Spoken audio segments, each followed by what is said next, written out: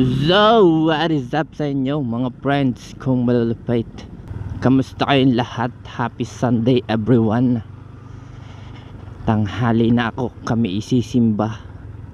Tapos pupunta kaming ayun yan, Cabana. Magla-lunch kami dun. Papakita ko sa inyo yung lugar. Then kayo na ang bahalang humusga kung anong masasay nyo dun sa lugar. Kita ko sa Facebook, medyo maganda naman yung lugar. Grabe, ganda na ng kalsada dito sa amin.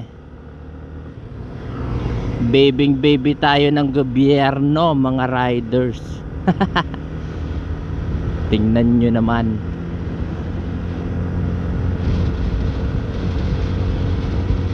Apakalupeting. So kailangan nating magpagas kasi medyo malayo ang tatahakin natin ngayong araw na ito. Ganda tayo. Yup. Special po. Full tank po. Special po. Apo. Pasagan na lang po 200. Yung exactly. Hindi, akala ko sa akin, akala ko may kumakalansing sa makina ko. Yun, let's gonna get on.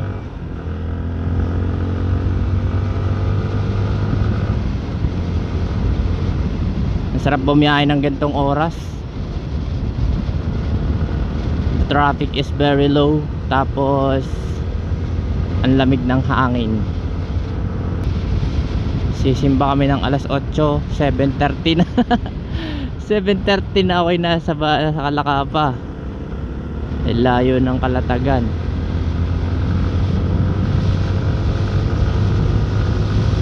Magde-date kasi kami ngayong araw.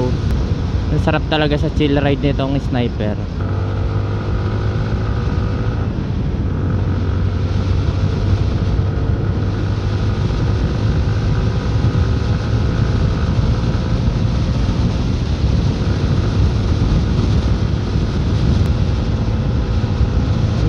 Kapal ng pag, oh. Kapal ng pag dito, ang lamig. Sarap. December na, magde-December na kasi.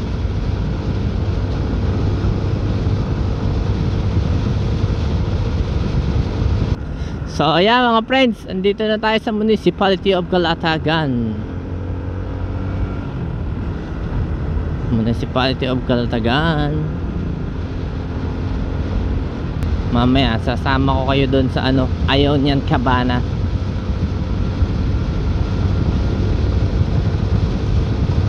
Magde-date kasi kami kasi hindi kami nakapag-date nung isang linggo. Maansa rin namin nung isang linggo pero hindi kami nakapag-date kasi wala akong pera. Wala akong pera last week, so hindi kami nakapag-date. Kaya ngayon namin itutuloy yung date namin doon. So yung Ionian Cabana na yun, isa bagong silang yun sa dito rin sa Calatagan. Doon malayo. Ano siya, parang 8 kilometers away. Parang 8 kilometers away sa bayan ng Calatagan. Kaya medyo malayo rin nga. Pero kayang-kaya naman yan. Basic lang yan kay Snow.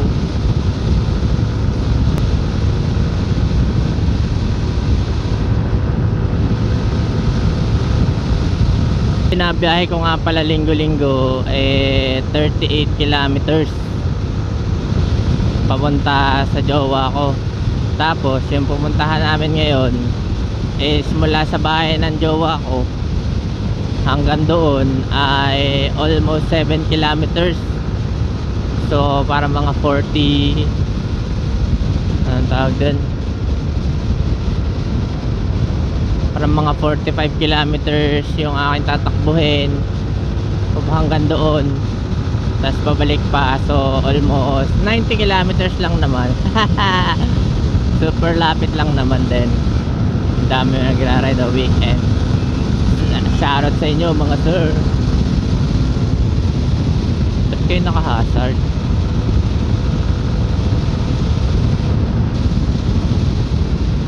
Mag-alas 8 na pero foggy pa rin dun, oh. Kita nyo ba mga friends? Sana kita nyo. Foggy pa rin dun sa bandang doon. Ba talaga pag bare months na eh. May panregalo na ba kayo sa mga inaanak nyo mga friends? Ako wala pa. Ay. Ito mga friends, dire-diretso lang naman kayo ba para makarating kayo ng bayan ng Calatagan. Baybayin nyo lang yung highway na ito, hindi na kayo maliligaw.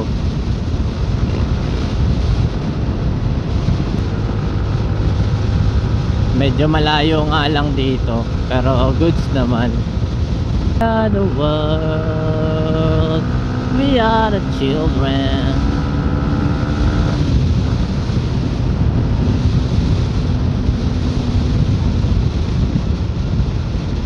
The acrobats.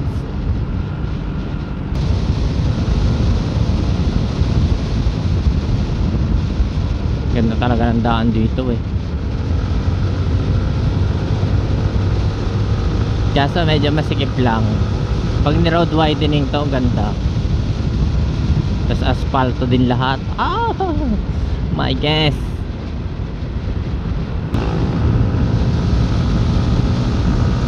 Hindi ko nadalang tripod ko.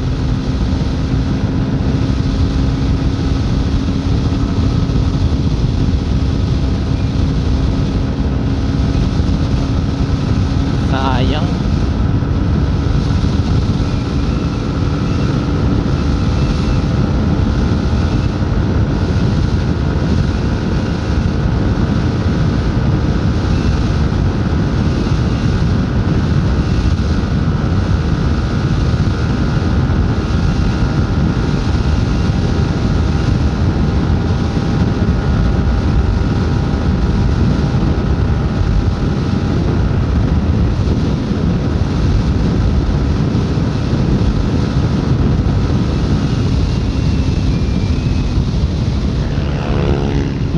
Lakas dun oh. Hinabol tayo. Hanep. Lakas ba nun? Ano ba yun? Yung click 160? Grabe naman yun, mamaw. Parang ang bagal ang takbo ko. Grabe yun mga friends. Nakita nyo ba yun? Lupit mamaw. 160 nga ba to click? Ito ini. Diretso muna ka sa kanila. Grabe halimaw yung motor na yun. Ginuhitan tayo mga friends. Balikan ko kayo mamaya pag pupunta na kami ng Ayunian Cabana o Hunana. At sisimba muna kami. Susunod na lang ako simbahan kasi siguro nandoon na siya. So yun lang, balikan ko kayo mamaya. Let's go.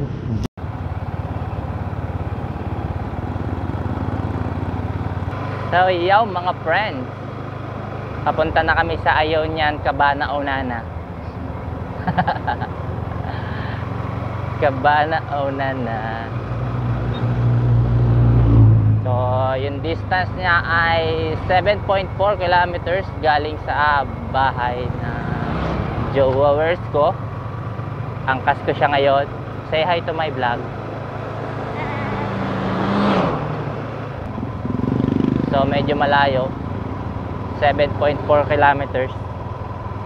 First time namin pupunta. At first time din namin pupunta dito. Kaya naka Google Maps kami. Hindi namin alam eh.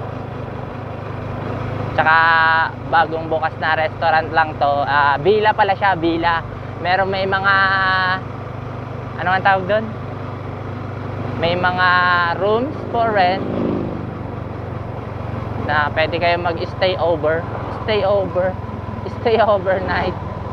Eh, sana hindi kami iligaw ng Google Maps. Accurate naman siguro ang ipinin nila dito. So magtitingin-tingin na lang din kami ng mga signage kung meron silang mga signage na inilagay dito. Kasobe, ito Kasobe, galing din kami dyan ng birthday niya. Diyan kami kumain.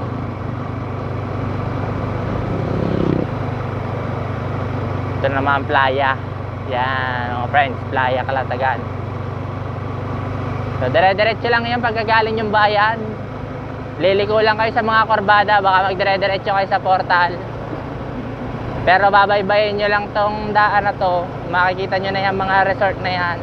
Madami dito mga resort na magaganda. Tapos dito yung Kaisip Beach Resort. Dito kami galing nung last time yan. Kaisip Compound Beach Resort yan. Mga camping site yan, mga camping. Kung mahilig kayo mag-camping, dyan pwede kayo pumunta. So dito po yung papuntang Lighthouse, Cape Santiago Lighthouse yan. Maganda rin dyan, may mga nagra-ride din dyan. Wow, amazing. Yan, may entrance nga lang doon. So pagka pupunta kayo doon, maganda lang kayo na pang entrance at eat all you can na yun, eat all you can. Basta may dala kayo pagkain. Magdala lang kayo ng pagkain at eat all you can na yun. Dito, may mga campsite din dito. Ito, Kalapinay Cottages, campsite yan. May mga bakawan pa. Mga tabi-tabi dito, mga beach and campsite. So, pag pumunta kayo dito, sigurado may matatambayan na agad kayo. Basta may dala kayong pera, wala kayong problema. Malapit na kami mga friends. Yan na, dagat na mga friends. Dito na yan, sinabi, liliko na dito. Saan na?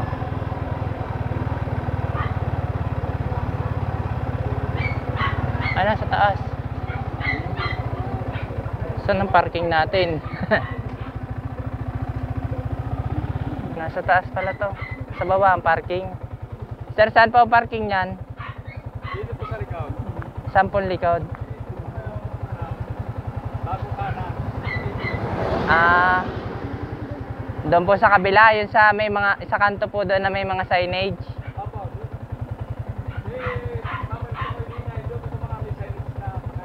Sige po. Salamat po. Doon pala sa likod yung parking. Ang taas oh. Grabe. Taas pala noon. Dito daw ang parking.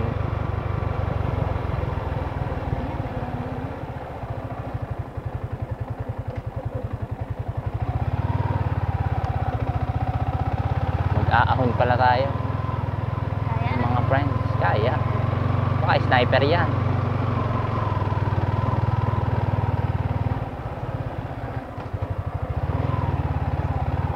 Saan? Ito na yan eh. Ayan, ito pala. Dini pala naman.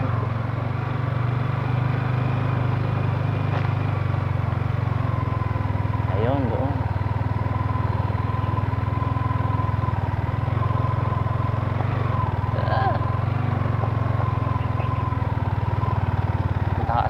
Dito na kami. Ayun yan, Cabana. Magpapark lang ako and yun lang. So ayun mga friends, andito na tayo sa Ayunian Cabana. Ayunian Cabana. Ayan, ito yung view dito mga friends oh. Wow, wala nga lang signal pero tingnan nyo naman yung view. Grabe yung ano. Grabe, ang ganda oh. Ang taas ng lugar na to mga friends. Nagtataka ako nung dati kung bakit tabing dagat siya pero nagtataka ako dati kasi tabing dagat siya tapos kitang kita yung dagat so mataas pala siya. Ito ilalim yan o, yun yung daan kaya mataas siya, kitang kita ang dagat. Ang ganda ng pwesto tapos ito yung mga ano nila dito. Yan, may mga duyan, tapos may mga tables. Tapos ito yung counter. Tapos meron sila mga pinare-rent na rooms. Tapos may pool din dito, isa. Ayan. So pwede kayo mag-overnight dito. Tabi-tabi nga lang yung mga rooms, pero okay naman siguro dyan. Ayan. Yan lang mga friends. Kakain muna kami, mag-order muna kami. Let's go! So yung mga friends, ito na, dumating na yung pagkain namin, pero may kulang pa. Yung chicken wings ko, hindi pa dumating. Order niya is burger. Ionian homemade burger. Tapos yung mango. Anong tawag dyan? Mango shake niyan drinks. Tapos pinakbet. Tapos yung bolognese na spaghetti. Hindi ko alam kung paano bigkasin. Ito, tapos coke and drinks ko. Tapos lahanin. Let's go! Pero yung chicken wings. Yeah. So yo mga friends, ako'y pauwi na. Kita nyo naman yung kinain namin sa Ionian Cabana Onana. So ayun, medyo malayo-layo din siya sa bayan. So from bayan siguro mararating nyo siya ng about mga 20 minutes to 25 ganon. So tabing kalsada lang din naman siya. Medyo nakakalito nga lang yung parking nila kasi nasa likod. Kita nyo naman, nagtanong pa kami dun sa magtitinda ng mani yata yun o panotsa. Ang ano ko sa pagkain, masarap naman yung pagkain nila. So lutong bahay na lutong bahay yung style, gawa ng pinakbet. Tapos yung spaghetti, ang daming serving. Inubos ko yung spaghetti literal. Ang daming servings na parang pang 2 tao na yung kakain. So inubos ko mag-isa. Tapos yung kanin ko inubos ko rin. May take out nga pala ako. Yung tinake out ko na yung natira kong panakbet, kasi hindi ko naubos eh. Pinakbet tsaka chicken wings, yung bupalo. Hindi ko kasi naubos. Nabusog na ako eh. Yung naubos ko yung kanin, nabusog ako. So ayun, sulit naman yung gala namin. Masaya naman kami parehas. And na-fulfill naman namin yung aming kuwan. Basta yung aming goal ngayong araw, na makapag-date kami kahit once a month lang. Sobrang saya. Hindi ko makakalimutan. Sigurado may mga susunod pa.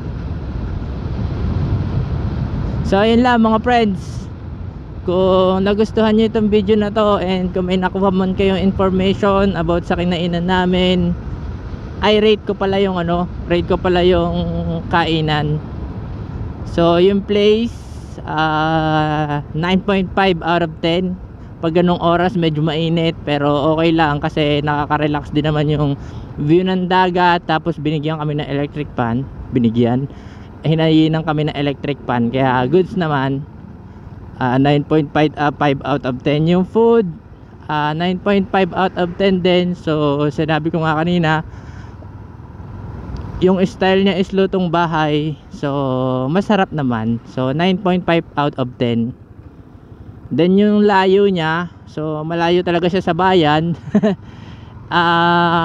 Yung place niya maganda kasi tabing dagat nga yung location. So yung layo nga lang, medyo malayo talaga siya.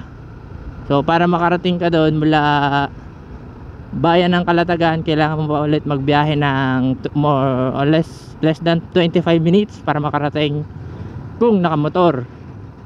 Kung naka tricycle medyo matagal. Tapos kung naka 4 wheels siguro kaya naman siguro ng mga 20 minutes yun kung naka 4 wheels.